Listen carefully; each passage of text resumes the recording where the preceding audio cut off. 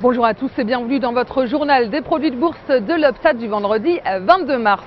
L'inquiétude pour la zone euro plombe le marché parisien qui lâche 1,43% à 3774 points. Les négociations en cours entre l'Europe et Chypre pour sauver l'île de la faillite ont plombé les marchés.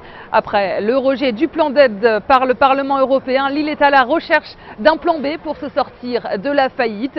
Et la Banque centrale européenne a posé un ultimatum au pays hier, sans aucun accord de plan d'aide d'ici lundi, la BCE pourrait couper les vivres aux banques de l'île. Et du côté des valeurs, sur la place parisienne, les bancaires subissent quelques prises de bénéfices. Crédit Agricole, BNP Paribas et Société Générale perdent près d'1%. À noter aussi les valeurs cycliques comme Renault ou Schneider Electric sont à la peine également. Et puis, comme en Europe, l'ambiance est plutôt morose sur la place new-yorkaise et qui recule à nouveau après un léger rebond hier. Plusieurs nouvelles macroéconomiques sans éclat n'ont pas dynamisé les marchés. Les nouvelles inscriptions hebdomadaires au chômage rebondissent moins que prévu, mais elles sont plus importantes tout de même que la semaine dernière. L'activité industrielle dans la région de Philadelphie s'est redressée sur le mois de mars et rebond aussi dans l'immobilier, des ventes de logements anciens. Et puis la source d'inquiétude majeure des investisseurs américains, c'est la crise chypriote en toile de fond qui est donc loin d'être réglée.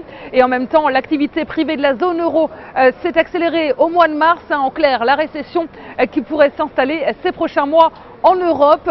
Et les opérateurs de la place new-yorkaise s'inquiètent aussi pour le secteur technologique qui était mal en point hier, avec en ligne de mire le groupe informatique Oracle qui plonge de 8,49% après des résultats trimestriels très décevants. Et mauvaise performance également pour l'équipementier télécom Cisco qui lâche près de 4%. Et sur le front des devises, l'euro perd à nouveau du terrain face au billet vert à moins d'1,30 $.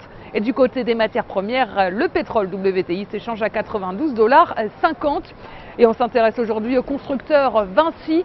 Graphiquement, l'ouverture en trou de cotation baissier du 18 mars a relancé la dynamique négative sur le titre qui est par ailleurs contenu par sa moyenne mobile 50 jours, celle-ci se retournant à la baisse. Et au cours de ce mouvement, les cours ont cassé à la baisse une figure en biseau ascendant. L'indicateur de tension RSI évolue en dessous de sa zone de neutralité et accélère à la baisse. Une nouvelle phase de repli est ainsi attendue en direction de 33,90 €, puis 33,70 €. La stratégie qui vous est proposée pour jouer cette valeur, c'est l'achat du Warrant Put Vinci à 3444 têtes d'Unicredit au prix d'exercice de 35 € et d'échéance au 7 juin 2013. Voilà, c'est tout pour aujourd'hui. Passez un très bon week-end et on se retrouve lundi.